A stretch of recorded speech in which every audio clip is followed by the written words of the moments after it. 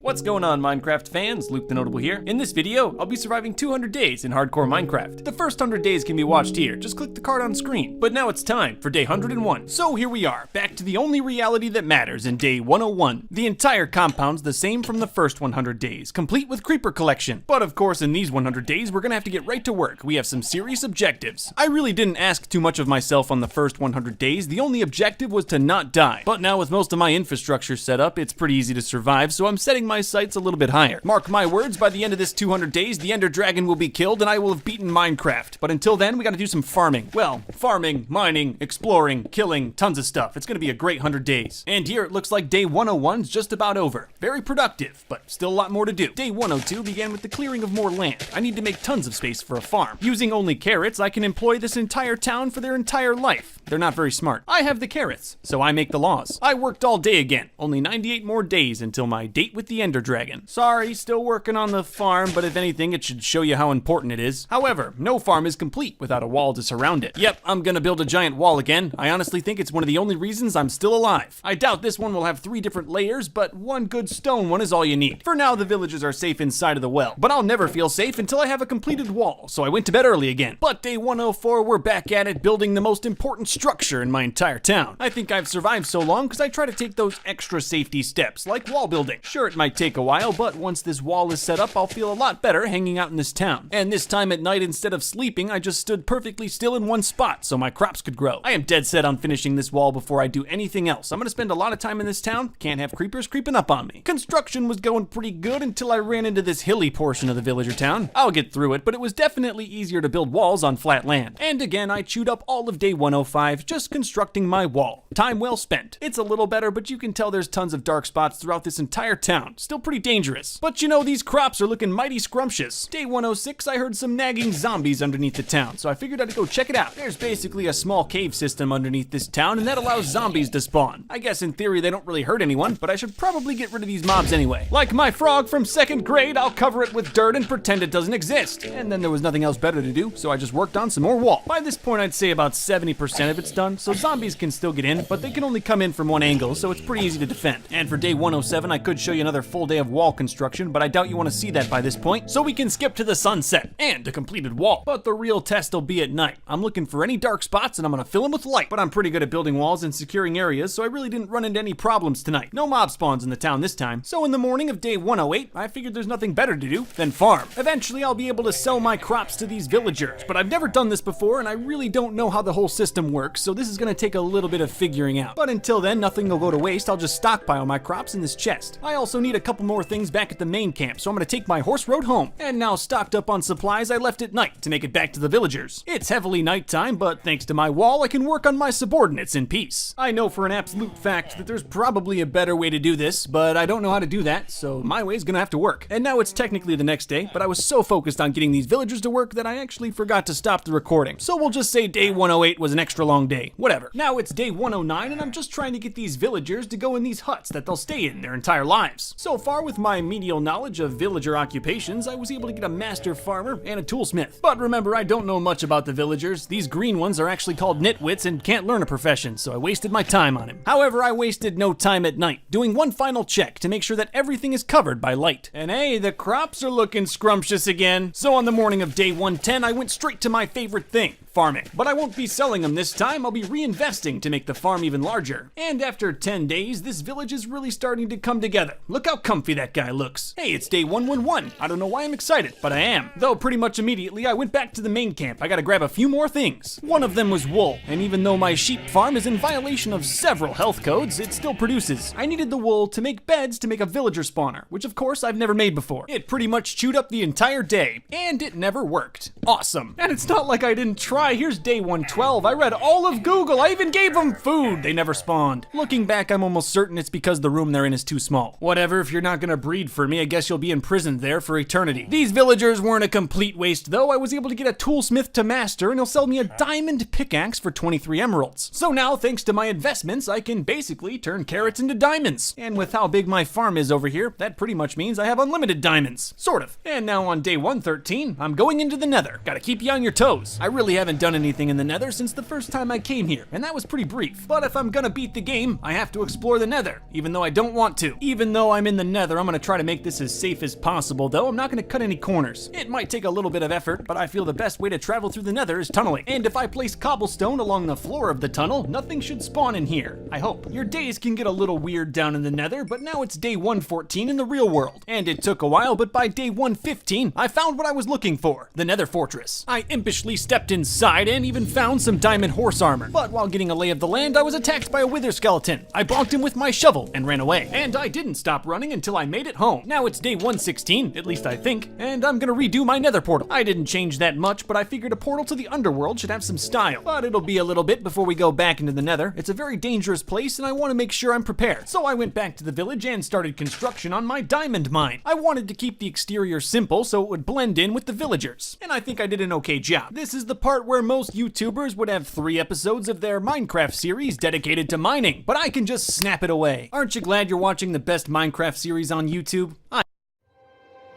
let's do it.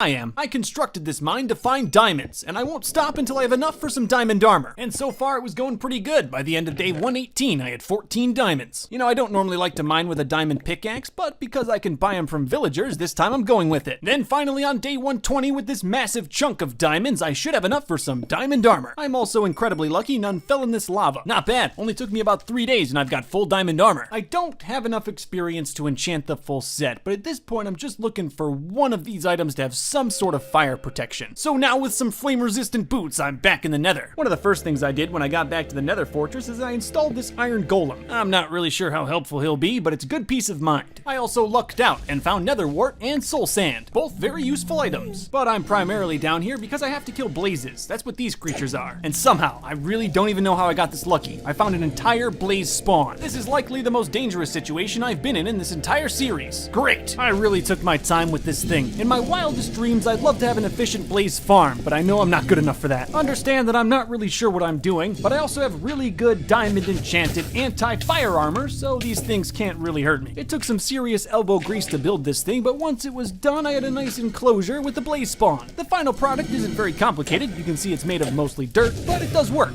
Somehow, that all just went perfectly according to plan. When I emerged from the nether, it was nighttime, so I guess we're just gonna call this whole thing day 125. Now those blazes drop blaze rods, which are turned into blaze powder, and then when added with an ender pearl, make an Eye of Ender, which is part of the end game. The Eye of Ender will help you find the End Fortress, which is where you have to go to beat the Ender Dragon and beat the game. However, I almost immediately lost one of my Eye of Ender and burned down this forest in anger. Don't worry, there's about 1,000,000 more steps to beat Minecraft, and somehow chickens is part of it. I'm not sure how, but it took me 126 days to spawn an iron golem in my compound. There was also one of these traveling traders who showed up, and he was gonna sell Nautilus shells. I know they're important for something. Too bad I left all my money in the diamond mine. Gotta go grab that. I didn't want to miss out on this trader, so I went right back, and he was still there. Using a Heart of the Sea and Nautilus shells, I was able to make a conduit. I'm not really sure what it's for, but I know it's important. For now, we're just gonna throw it in the treasure chest though, and maybe come back to it if we get to 300 days. You know, one thing I've never really been proud of is my horse road. I know it's a horse road, but it should look a little nice, come on. And while I've never really had any problems with it, it's only a matter of time before a creeper creeps his way on it. So I'm installing some safety features. Yeah, who knows, maybe with enough work, this won't just be a horse road, it could be a people road. I worked all day on this side of the road, and at night I added more lights to my main compound. You can never have enough. Day 128, I'm out here laboring, cleaning up the hilly portion of my horse road. I know in the past I've said it's not about vanity, but it's totally all about vanity. At night I ran into an enderman, which is convenient, because they drop ender pearls, and I need those to beat the game. But he didn't drop one. I'm gonna sleep with the villagers for tonight, and then in the morning, I'll work on the horse road from this side. The villager side of the road is just way worse, mostly due to lack of public funding. I'm pretty sure I also built a good portion of it at night frantically, so that's never good. Kinda like that old birch road I